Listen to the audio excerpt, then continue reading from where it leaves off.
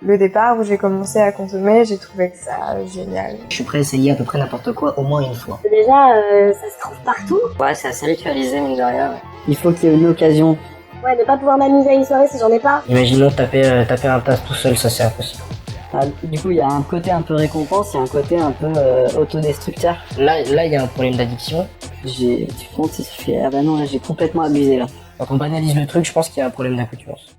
Oui, je suis dépendante, mais en même temps, j'en sais rien, j'ai jamais décidé que j'allais arrêter ça.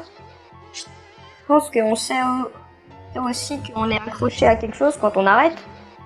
Quand j'en ai pas et que je suis stressée, ça multiplie le stress par 3, 4. Alors que à la base, je me suis mis à consommer justement pour être plus détendue.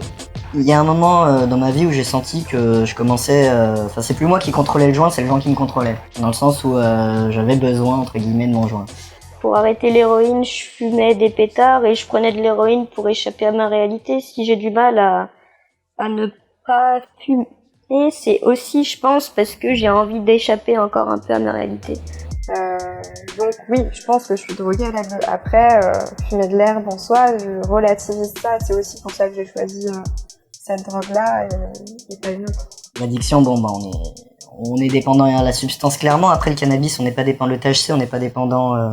Je peux commencer à partir, mais cannabis, c'est une dépendance qui est plus psychologique. C'est différent parce qu'avec l'héroïne, s'il y en a plus, tu te mets vraiment en crise. T'arrives pas à te retenir ni à te faire une raison. T'en as besoin, puis tu vas chercher tous les moyens pour en avoir.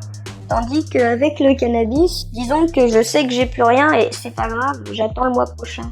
Ou alors, bah, je sais pas, moi je vais aller chez des amis, ils vont avoir un joint, ils vont me dépanner. Enfin, ça a pas la même incidence, ça a pas la même importance non plus. C'est différent. C'est surtout par rapport à ma relation moi, avec l'alcool ou les produits. L'alcool, si je bois plus, c'est parce que justement je connais mieux mes limites et ma capacité à dire non. Je maîtrise mieux. Enfin, chaque personne, tu sais, est assez différente là-dessus. Moi, je sais que par exemple avec l'héroïne, j'ai commencé à en prendre, voilà, c'était sympa. Il y avait des gens qui en prenaient aussi, machin. Puis très vite, t'as envie d'en prendre, t'en veux tout le temps, puis plus t'en veux, en fait, plus t'as envie d'en prendre, et puis ça va vraiment très vite, et tu t'aperçois pas forcément que t'es accroché, hein, mais bon... Si, bah, très clairement, hein. Si, très clairement. Là, le critère, c'est pas la dépendance. Hein. Le critère, c'est...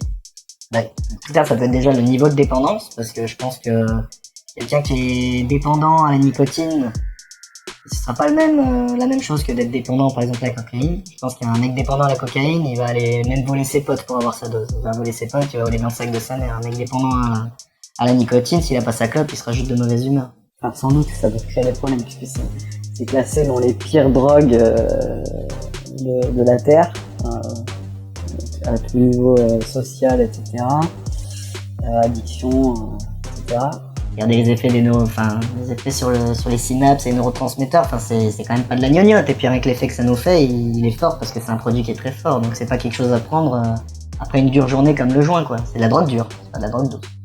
Des fois, je me vois en train de commencer à leur dire, mais n'en faites pas un drame. Si vous saviez, regardez, je vais vous expliquer, j'en ai pris plein de fois dans ma vie, et pour autant, ça va, je suis pas perdue dans ma vie, tout va bien. Et ça a des dommages qui sont quand même relativement irréversibles, fortement néfastes et irréversibles.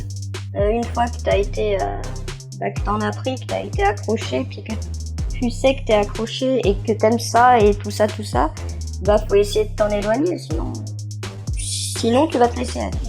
Je me rends compte que j'arrive pas à arrêter du jour au lendemain en me disant j'ai mon coloc qui a fait ça, puis c'est à un moment donné il allait chercher des cigarettes et puis il a fait demi-tour au rond-point et il a arrêté de fumer. Mais moi c'est très lent, ça fait 1 an et j'ai commencé par arrêter de fumer du shit, arrêter de fumer dès le matin, arrêter de fumer à midi, fumer que le soir, arrêter d'en acheter du temps. Et puis petit à petit on repousse ses limites et on arrive à reprendre du terrain. Ça peut être aussi très dur quoi.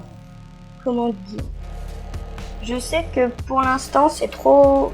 En fait j'y accorde une trop grande place dans ma vie. Donc oui, je suis dépendante de ça parce que je sais qu'avec ça, ça va. Bon, puis c'est aussi le fait, lorsque j'ai arrêté l'héroïne, c'est ça qui m'a bien aidé aussi. Donc j'ai gardé l'habitude de fumer mon pétard dès le matin avec mon café. C'était 6 jours par semaine, principalement la MDMA. Et du coup, ça a duré quelques mois.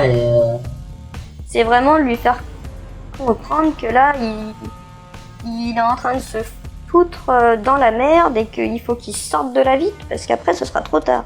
Il y a eu deux, trois proches qui ont commencé à me faire des réflexions. Le déclic ne venait pas de ma personne, mais c'est vrai que j'en ai bénéficié. Et puis maintenant, en y réfléchissant, je me dis que j'ai pris la bonne décision, mais sur le moment, j'avais pas envie d'arrêter du tout. L'électrochoc, je me suis foutu en fait du jour au lendemain. J'ai pris mes clics, mes claques et je me suis barré m'installer dans une autre ville, pas loin, pour me détacher directement de tout ça, quoi. Et essayer de mieux reconstruire autre chose autre part. C'était d'un jour à l'autre, changer totalement. Enfin, j'ai préféré dire j'arrête là plutôt que de dire oh, j'en ai rien à foutre et je vais crever avec ça. J'avais pas très envie de finir comme ça et je savais que j'aurais pas la volonté de faire autrement si je restais là où j'étais. J'ai l'impression que c'est pas facile pour tout le monde vraiment de passer vraiment à autre chose. Là, je sais pas, j'ai eu peut-être un petit moment de conscience qui m'a dit bouge, quoi, dépêche-toi, sinon tu vas clamser ici, quoi. Et voilà, c'était sur un énorme coup de tête que je me suis dit. Ça m'a bien oppressé le fait d'arrêter. Je pétais des câbles tous les jours, je me foutais dans des crises pas possibles. Non, c'était un truc de fou. Encore maintenant, s'il y a une soirée, je suis là et qu'on me dit oh, il y a de l'héros quelque part, je vais partir. Je vais pas rester à la soirée, ça sert à rien. Mais maintenant, je suis contente d'avoir arrêté.